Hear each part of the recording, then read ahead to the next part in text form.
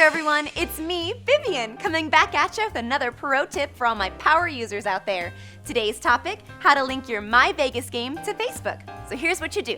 Look for the profile icon at the top right corner of your screen. It's a little circle that will either have the blue and white Facebook logo or your profile picture.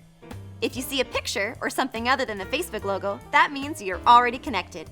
If you see the logo, then we've got a little work left to do.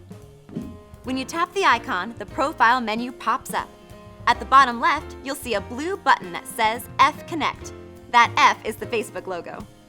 Tap the button and follow the on-screen directions. You'll be asked to open your Facebook page and then connect it to your game. And when that's all done, you'll come into the game and get a nice little pile of bonus chips on us.